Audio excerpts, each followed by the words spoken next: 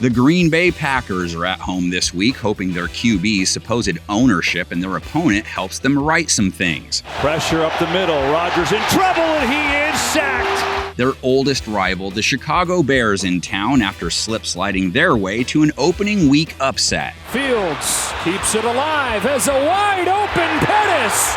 And now Pettis down the sideline and in. Give Justin Fields credit, the kid had to fight the elements and a slow start, and he did both. It was a gutsy performance where the only plays that mattered were the ones he had to make late. Fields given time, end zone, touchdown! And would you believe this? The Bears lead in the fourth quarter. Who knows, maybe it'll be another weather game. It's Lambeau, of course. The Bears are a hard read this week because of the weather. Fields likely throws more than he did against San Francisco. Nature of last week's game, though, makes it hard to hone in on who his go-to guy this week might be. Fields has got a wide-open Pringle. And the first reception in a Bears uniform for Byron Pringle. Fields with a quick throw into Mooney's hands this time. And Darnell Mooney's first touch of the season. Any of those guys capable of playing the role of Kid Dynamite.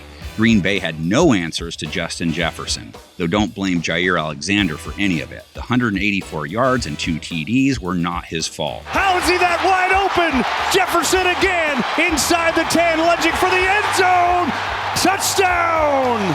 In turn, the Packers didn't look good against Kirk Cousins either. Next Gen Stats had cornerback Eric Stokes giving up 4 receptions on 4 targets and a TD, so he's looking to rebound. Stokes, the DB, number 21, playing real far off, a lot of cushion on Thielen. That's an easy pitch and catch. The one semi-bright spot in the Pack's defensive play last week, their pass rush. They didn't close the deal as often as they'd have liked, but they hit Cousins 8 times and pressured him all game. 4-man rush. Cousins swallowed up and down he goes. Last year, Fields was one of the most sacked QBs in the NFL. Last week, took 2, even though they didn't throw too much. Fields in trouble and sacked like he was 36 times a year ago. Bears could go run heavy too. Fields would factor into that scenario, and so would David Montgomery. He had the most carries last week, but only 1.5 yards per run, whereas Khalil Herbert hit at 5 a pop on his 9 attempts. So expect to see more of him this week. And they run it and have room. Khalil Herbert has a first down. Green Bay gave up 4.5 a run to Dalvin Cook, so,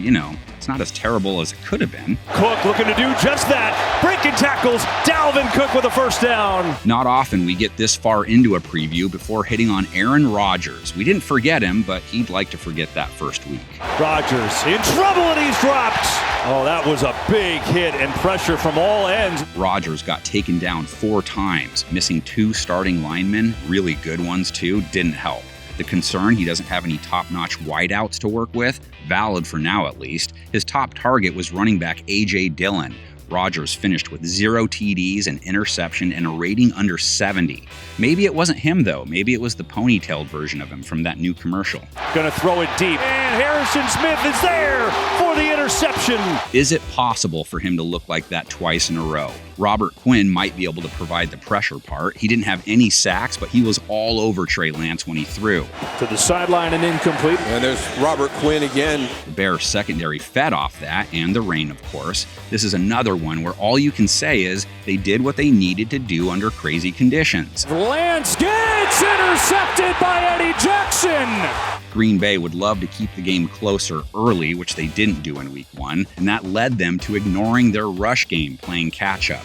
But both their backs popped some nice runs. They should play a much bigger role this week. Dillon steamrolling people all the way in for the touchdown. And still going. Jones with a stiff arm and run into Minnesota territory, and boy, do they need that. Bears had trouble with the Niners' run game, but yes, Les Claypool says his name is what? Just didn't want to bring up mud again.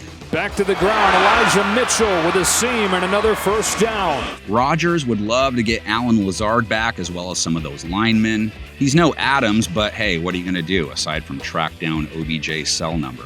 Sunday Night Football, oldest rivals in the game. This will mark like the 777th time they meet. That's a few too many, I'm sure, but Grant Gordon and Adam Rank got raked in the comments section last week for picking the Bears.